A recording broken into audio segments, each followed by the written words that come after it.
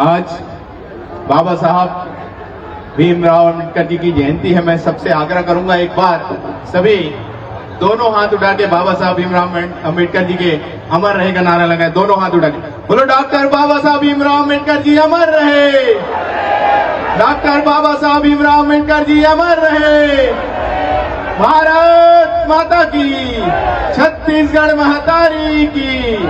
बहुत बहुत धन्यवाद। आज डॉक्टर बाबा साहब भीमराव अम्बेडकर जी के जयंती कार्यक्रम में इस छत्तीसगढ़ की राजधानी रायपुर में, जहां बहुत ही धूमधाम के साथ इस आयोजन में हमारे बीच में उपस्थित है हमारे छत्तीसगढ़ के मुखिया माननीय मुख्यमंत्री विष्णुदेव साय जी हमारे पास बीच में उपस्थित है। मैं चाहूंगा आप सब एक बार जोरदार ताली के साथ माननीय मुख्यमंत्री जी का स्वागत करें।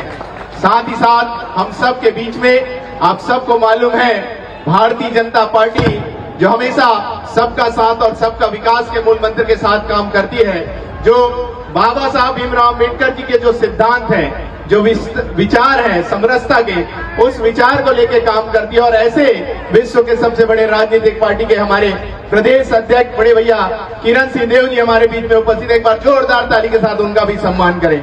साथ ही साथ हमारे बहुत ही सम्मानीय बड़े भैया सांसद बृजमोहन अग्रवाल जी हमारे बीच में उपस्थित है।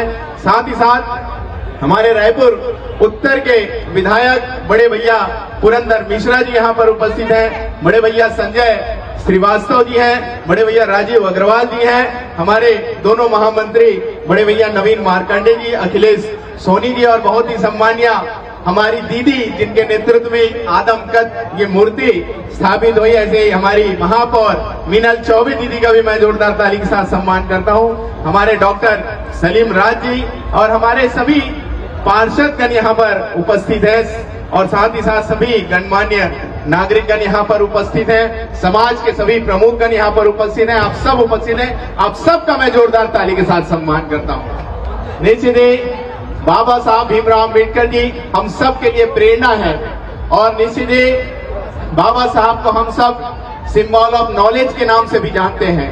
और हम तो ये भी कहते हैं जिस प्रकार उस समय हम सभी को किसी प्रकार का ना पढ़ने का अधिकार था, ना लिखने का अधिकार था, ना ऊंचा बोलने का अधिकार था, और ऐसे विपरीत परिस्थिति में भी बाबा साहब भीमराव अम्बेडकर जी ने इस भारत देश में तो शिक्षा ग्रहण की, साथ ही साथ उस समय विदेश में भी जाकर शिक्षा ग्रहण करने का अगर किसी ने कीर्तिमान रचा था तो डॉक्टर बाबा साहब भीमराव अम्बेडकर जी थे, जिनके विचारों से, जिनके सिद्धांतों से आज कहीं ना कहीं हम ये गर्व के साथ, खुशी के साथ कहते हैं कि हमारे देश का जो संविधान है वो सिर्फ भारत देश का नहीं, विश्व का सबसे सर्वोच्च और सबसे मजबूत और ताकतवर संविधान है। इसका हम सबको गर्व है, और इस संविधान में हम हर किसी को बराबर सम्मान और हर किसी को बराबर अधिकार मिला है। और निश्चित ही जिस प्रकार विपरीत परिस्थितियों में भी बाबा साहब भीमराव अम्बेडकर जी ने मेहनत करके समरसता का संदेश दिया, मैं चाहूंगा निश्चित ही हम सब भी संघर्ष को अपने जीवन में अपनाएं,